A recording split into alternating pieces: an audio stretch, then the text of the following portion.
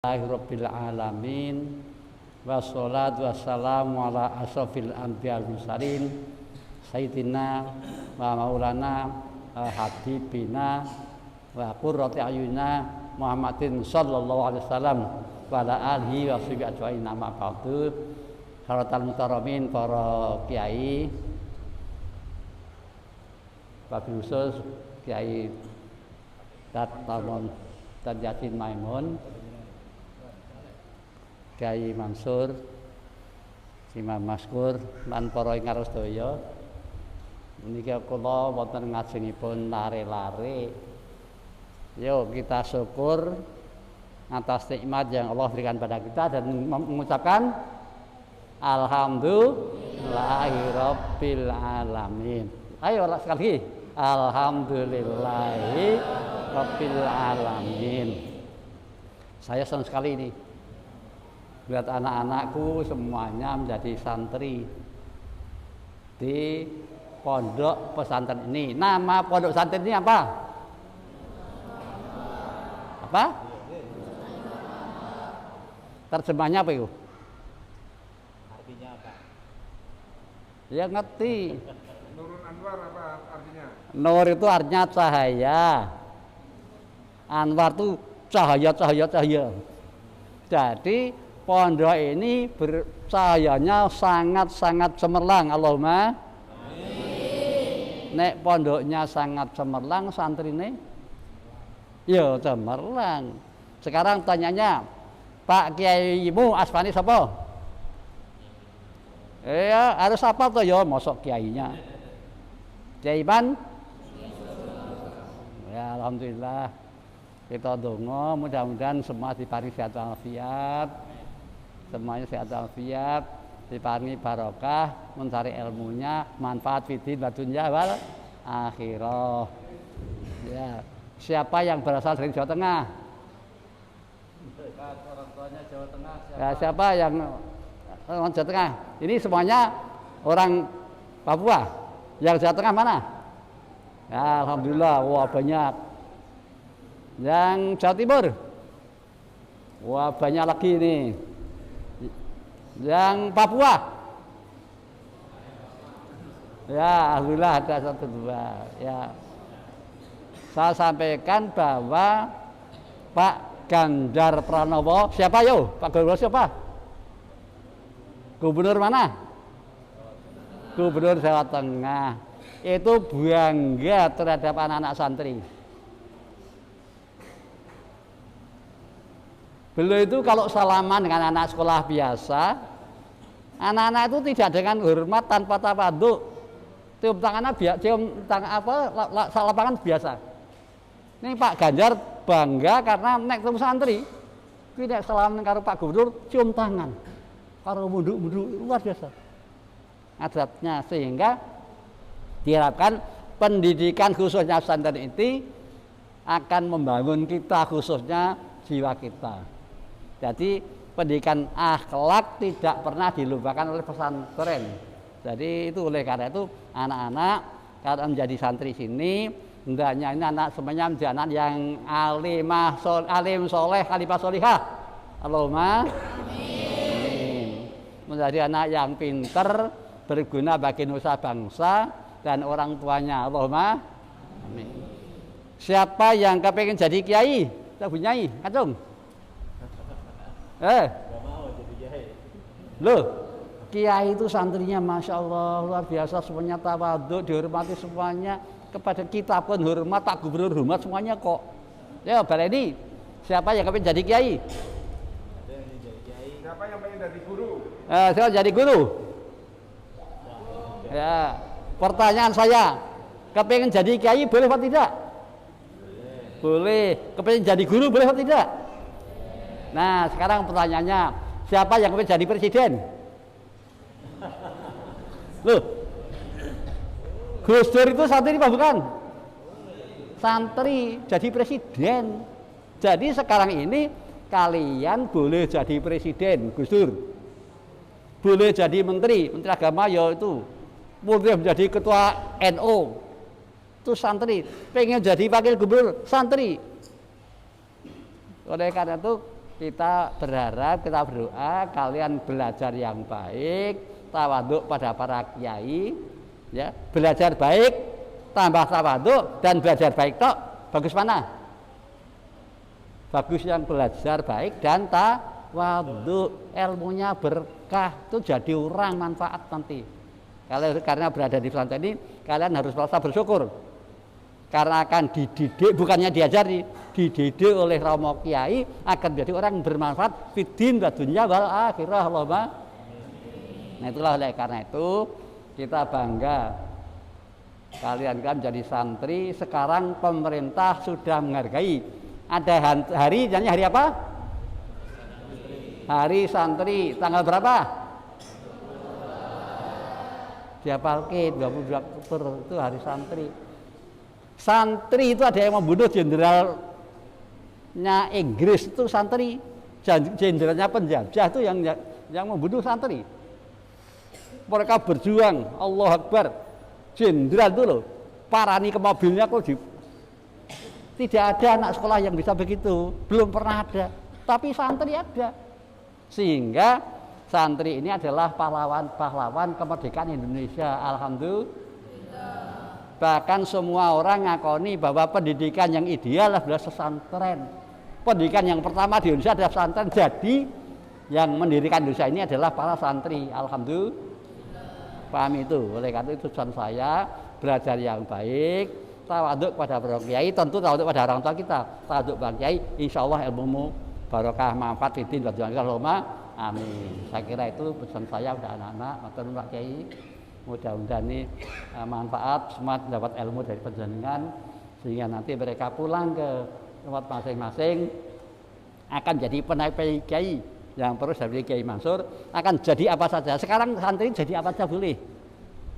Jadi sekarang tidak ada santri itu cuma yang tidak mau jadi dokter boleh, mau jadi insinyur boleh, mau jadi presiden boleh. Jadi sudah ada presiden santri sudah ada. Gus Dur itu presiden santri, menteri banyak yang santri. Gubernur banyak yang santri, pakai gubernur santri. Oleh karena itu kalian jangan menjadi kecil hati, bangga, sombong sebagai santri. Allahumma amin. Matur nuwun saya sampaikan, kurang lebih maaf Yai. Wallahu muwaffiq. Assalamualaikum warahmatullahi wabarakatuh.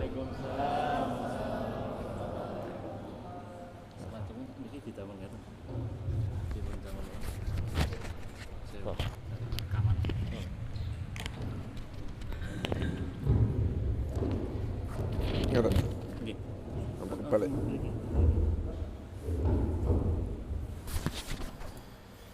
Bismillahirrahmanirrahim. Assalamualaikum warahmatullahi wabarakatuh.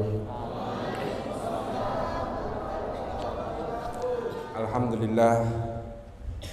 Alhamdulillahilladzi an'amana bi ni'matil imani wal islam wa an'amana bi ni'mati thalabil ilmi.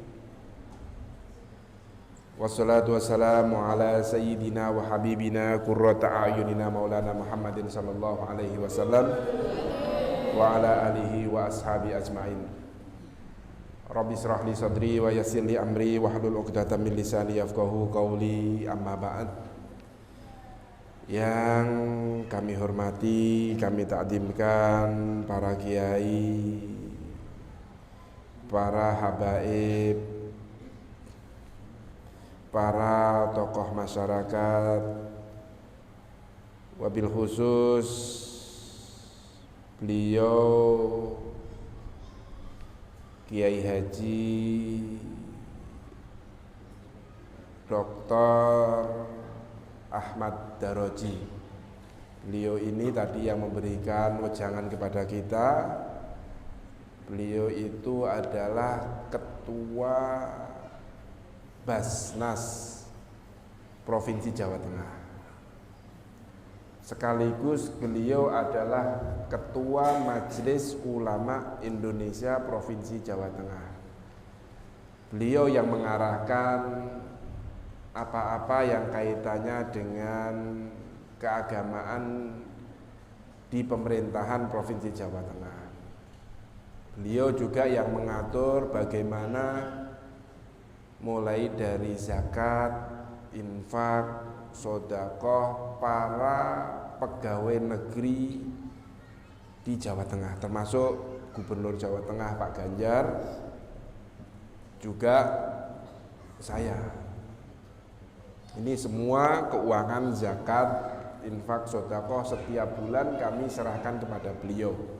Beliau yang mengatur, memberikan, menyalurkan zakat, infak, sedekahnya ke asnaf-asnaf yang menjadi aturan di dalam syariat.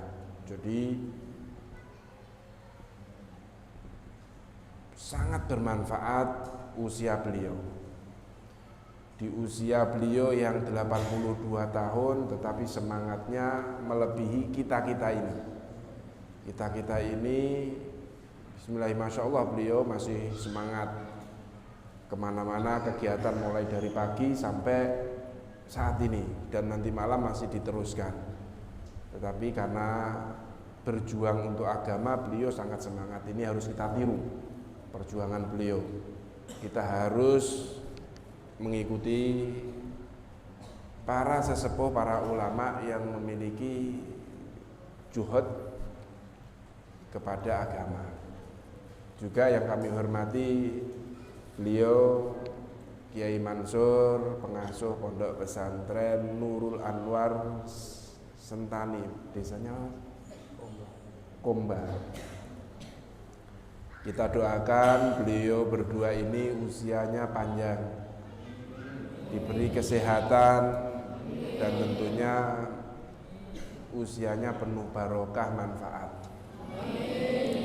Juga para kiai-kiai yang lainnya yang gak bisa saya sebut satu persatu, para ibu nyai, hadir bersama kami juga Kepala Biro Kesra kami, Pak Imam. Pak Imam ini juga terkenal sebagai kiainya kalau waktu di Tegal.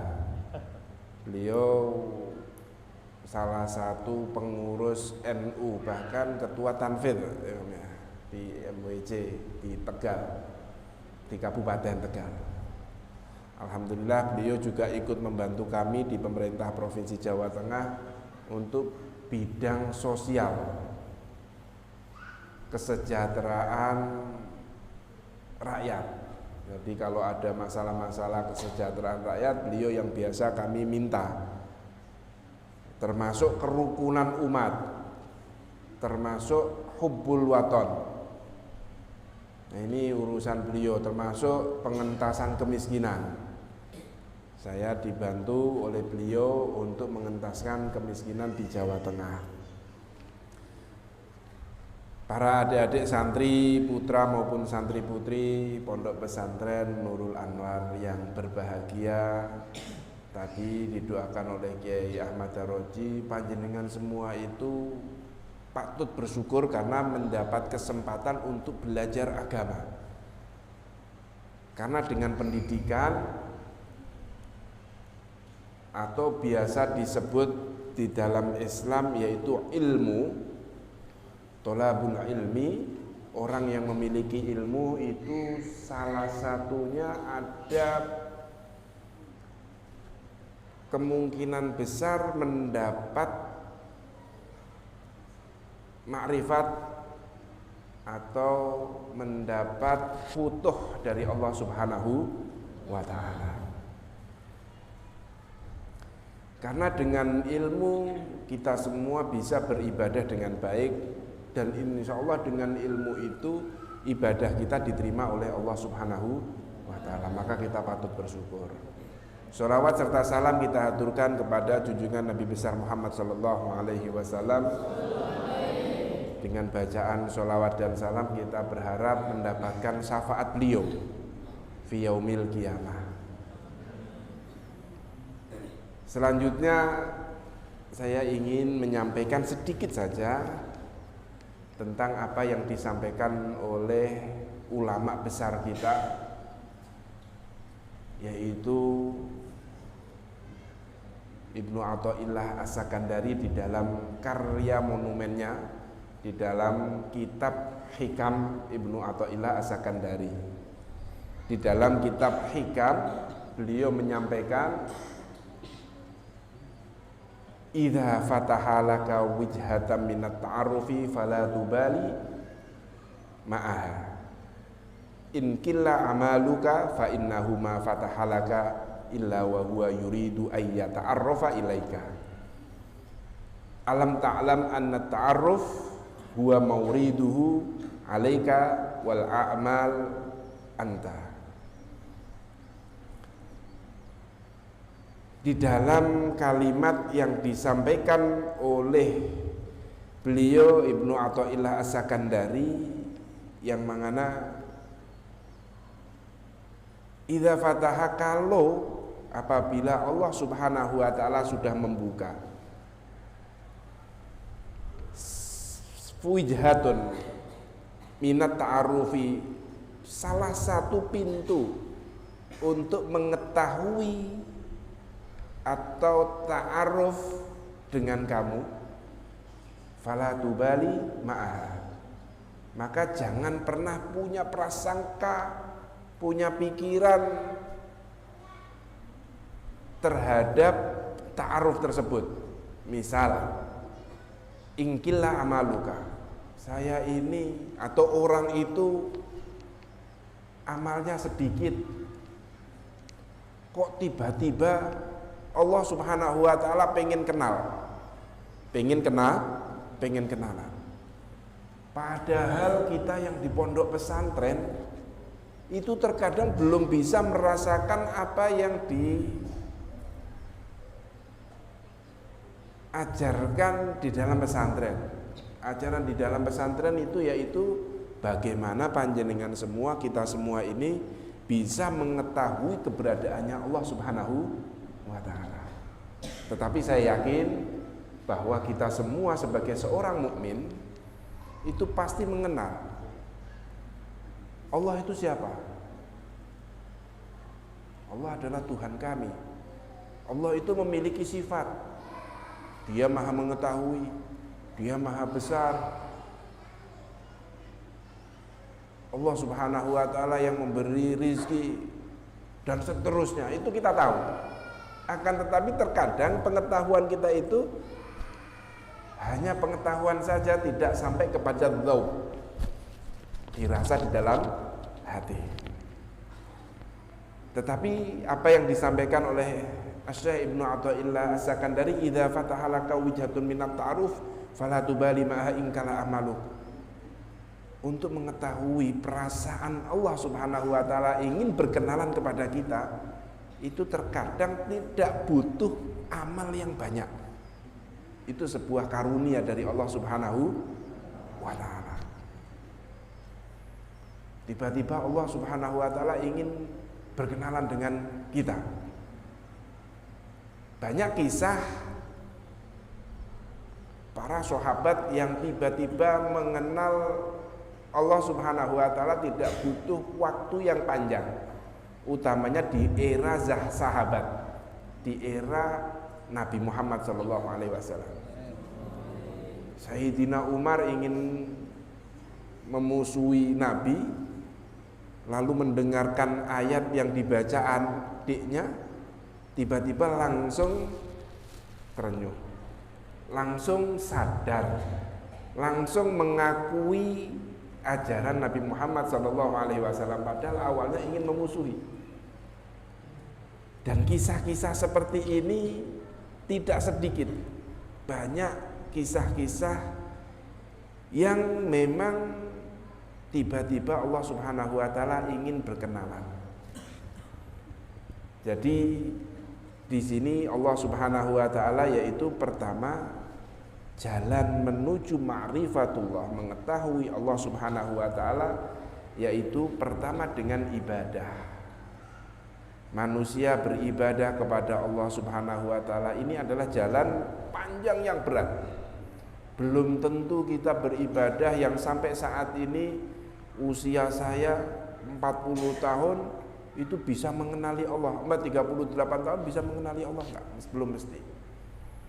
Ada yang ibadahnya kuat, lama, tapi enggak kenal-kenal Allah Subhanahu wa ta'ala. Artinya enggak kenal itu kita hanya sebatas mengetahui bahwa Allah ini Tuhan, bahwa Allah ini memiliki sifat ini. Tetapi ketika kita mandang dunia, nggak ingat kepada Allah. Ketika kita mendapatkan rizki, nggak ingat kepada Allah. Ketika kita menghadapi kesedihan, kesusahan, kita nggak ingat Allah. Yang ada terkadang ratapan, curhatan, apalagi di era industri 4.0, era yang saat ini digitalisasi, sedih tulis status, lagi bahagia bikin status, makanan difoto. Yang pastinya harusnya ingat kepada Allah, tetapi kita lupa di sini. Maka inilah jalan yang panjang, yaitu melalui ibadah, melalui ilmu, melalui mahabbatul ulama, melalui suhbatul ulama. Ini semua adalah cara atau jalan bagaimana kita bisa mendapatkan hidayah dari Allah Subhanahu wa ta'ala. Jalan yang kedua adalah yang saat ini kita bahas, yaitu Allah Subhanahu wa ta'ala yang ingin mengenalkan dirinya kepada kita. Maka kita hidup itu di dunia, kita nggak usah kok tiba-tiba ada orang enak temen ya, dia langsung bisa merasakan kehadiran Allah Subhanahu wa ta'ala. Banyak cerita seperti itu. 1,5 bulan yang lalu saya sowan kepada Kiai Ahmad di Ngiren, Tegal. Beliau menyampaikan, beliau punya kenalan seorang dokter, yang dokter ini sudah kemana-mana. Beliau pertama mengabdikan bahkan di negara Israel kalau nggak salah, terus di Amerika, baru pindah ke Indonesia. Setelah di Indonesia, beliau sering mengobati para ulama, para habaib. Dari kedekatan beliau dokter ini dengan ulama, dengan habaib, muncul ma'rifatullah. Tiba-tiba Allah Subhanahu wa ta'ala ingin berkenalan kepada beliau. Padahal biasanya ya ngobatin gitu saja, hanya rasa kemanusiaan sebagai dokter saja. Ketika ada orang yang sholat, beliau memberikan obat. Ketika ada orang yang tidak mampu, beliau mengobati dengan gratis, begitu saja. Akan tetapi suatu ketika Allah Subhanahu wa ta'ala yang ingin berkenalan kepada dia, tiba-tiba beliau menyampaikan kepada Kiai Ahmad, Kiai Ahmad, rasa-rasanya saya ini sudah waktunya kembali kepada Allah. Lalu Kiai Ahmad tanya, kenapa kamu bilang seperti itu?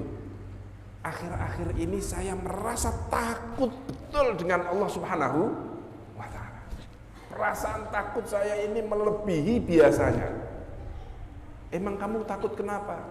Lihat saya, pakaian saya hanya pakai kaos, pakai celana 3/4, tidak karena memang madhabnya cingkrang, bukan, tapi memang pakaiannya 3/4, dan saya melakukan sholat ya seperti ini saja.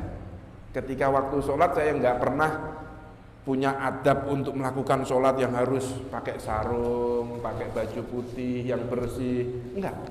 Dia sholat begitu saja, Allahu Akbar. Setelah sholat biasa. Tapi saya rasanya sekarang kok takut ya ibadah seperti itu. Ketika saya sowan kepada Allah Subhanahu wa ta'ala, saya harus pengen bersih dulu, pakai baju putih dulu, pakai yang benar-benar ini. Selang beberapa hari diambil oleh Allah Subhanahu wa ta'ala. Di akhir hayatnya apa? Mendapatkan hidayah yang begitu dekat sampai merasakan bahwa dia akan dipanggil oleh Allah Subhanahu wa ta'ala. Padahal dia membantu awalnya hanya rasa kemanusiaan, karena janji sebagai dokter begitu saja. Inilah salah satu jalan bahwa Allah Subhanahu wa ta'ala ingin berkenalan itu. Biasanya itu ada yang menerangkan, yang pertama itu mempunyai ilmu. Seorang thalabul ilmi, orang yang memiliki ilmu. Banyak orang yang memiliki ilmu itu terkadang dia ngalim, dia pintar di pondok pesantren, akan tetapi ketika pulang lupa dengan apa yang diajarkan. karena merasa saya butuh, mau dakwah saya butuh apa? Uang. Saya mau mengajar harus punya tempat dulu. Saya harus mengajar harus punya meisah yang dulu, yang kuat dulu. Sehingga akhirnya dibayang-bayangi itu akhirnya yang dikejar adalah rizki. Kerja, lupa. Akan tetapi ini kemungkinan besar mendapat hidayah dari Allah karena ilmunya tadi. Tiba-tiba dia diberi peringatan oleh Allah, oh iya ya, saya kok lupa dengan apa yang saya ajarkan. Akhirnya beliau apa? Ngajar. Sahok apa? Lumo. Bahasa Indonesia ini apa? Lumo paham? Loman. Bahasa Indonesia ini apa? Dermawan. Sahok. Kayak tadi dokter, dermawan. Ada yang sakit kalau tidak mampu dibiarkan. Ada orang yang habaib dianggap sebagai ulama, dia memberikan pengobatan yang gratis. Akhirnya apa? Diberi oleh Allah Subhanahu wa taala ma'rifat. Allah Subhanahu wa taala yang ingin berkenalan kepada orang tersebut. Ini salah satu juga bagian bagaimana Allah Subhanahu wa taala memiliki pintu besar untuk ma'rifatullah. Yang ketiga yaitu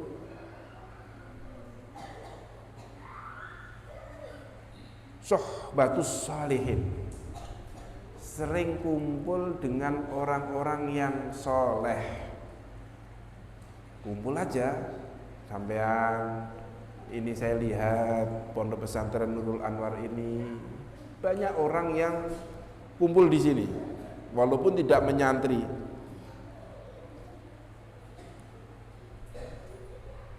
Yang ada di sebelah kanan kami yang pakai baju-baju Jawa belangkon, ini bukan santri Nurul Anwar, tapi karena sohbah, sering dekat dengan para orang soleh. Akhirnya ini juga kemungkinan besar akan mendapatkan apa? Ma'rifat atau hidayah dari Allah Subhanahu wa ta'ala. Atau mahabbatus salihin, bukan hanya sohbah mendampingi saja, tetapi merasa senang. Di mana ada orang yang dianggap orang soleh, dilihat, wah ini orang soleh, nggak kenal, langsung didekatin, ditemani, diantar kemana-mana. Ini juga menumbuhkan kemungkinan besar mendapatkan hidayah. Atau nasabun thayyibun, kata Kiai Maimun itu, kapan ono kiai, kapan kalau ada kiai atau ulama kelihatannya bapaknya atau ibunya ini orang biasa, tapi coba jenengan runtut, coba ditanya bin siapa, bin siapa, bin siapa, ini biasanya muncul ketemu dengan orang-orang yang soleh juga. Ini hitung-hitungannya Mbah Mun, incer-incerannya Mbah Mun, kalau ada orang kok soleh itu biasanya nasabnya itu juga ada orang-orang yang soleh. Ini kita patut bahagia bahwa kita semua ini masih diberi kesempatan oleh Allah Subhanahu wa taala mendapatkan hidayah dengan cara ibadah. Belajar itu bagian dari ibadah. Jenengan di pondok pesantren itu juga ibadah. Maka dengan panjangnya ibadah panjenengan semua, saya berharap dengan panjangnya ibadah kita mendapatkan ilmu yang manfaat, bisa mengetahui Allah Subhanahu wa taala, bukan hanya mengetahui tapi bisa merasakan kehadiran beliau, kehadiran Allah Subhanahu wa taala. Ini yang bisa saya sampaikan. Mohon maaf waktunya sudah sore. Kalau saya sih pinginnya panjang, tetapi keadaan yang harus memisahkan kita sementara. Insya Allah lain waktu semoga saya bisa ketemu lagi di Pondok Pesantren Nurul Anwar ini, bisa memberikan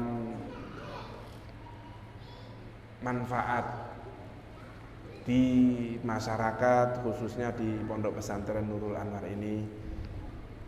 Kunjungan kami kedua ini bukan lain runtutan dari kunjungan yang pertama. Kemarin waktu kami ke sini, ketika ada acara PON, kami berjanji untuk membantu membantu Masjid Raya atau Baitur Rahim Papua. Dan alhamdulillah saat ini kemarin kita sudah penuhi, tinggal merealisasikan apa yang diagendakan oleh Basnas Republik Indonesia untuk memberikan bantuan juga kepada warga Papua yang ada di Wamena. Semoga kedatangan kami yang ketiga kalinya lebih panjang lagi di Pondok Pesantren Nurul Anwar, tidak hanya 1 jam 2 jam tapi bisa bermalam Kiai Mansur, supaya bisa kumpul panjenengan semua, bisa bersama-sama panjenengan. Mungkin ini matur sembah nuwun, mugi wonten manfaat, semoga ada manfaatnya. Hadanallahu wa iyyakum ihdinas siratal mustaqim. Wassalamualaikum warahmatullahi wabarakatuh.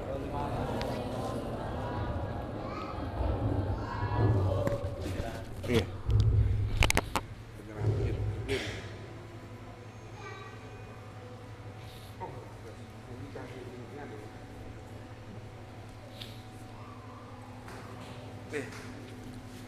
Niki, sama niki. Ini ada oleh-oleh dari Karnas Provinsi Jawa Tengah yang tadi dikelola oleh beliau, dibagikan kepada Pondok Pesantren Nurul Anwar Cimahi. Enggak banyak, insya Allah semoga manfaat ini.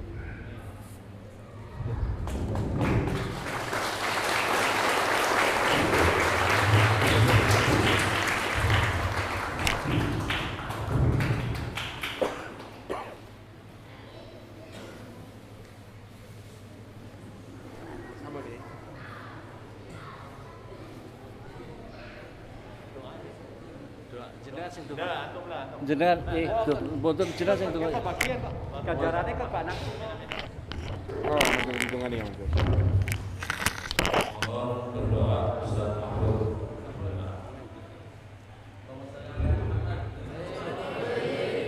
Mahfud.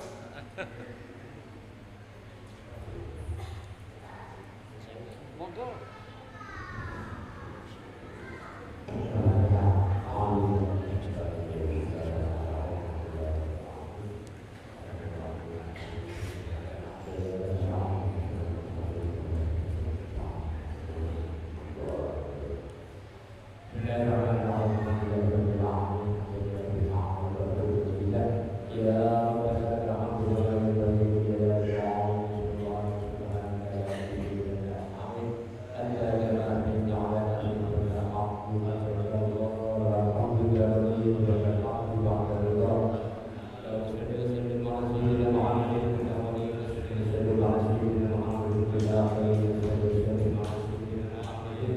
Bin Nabi wal Mursalin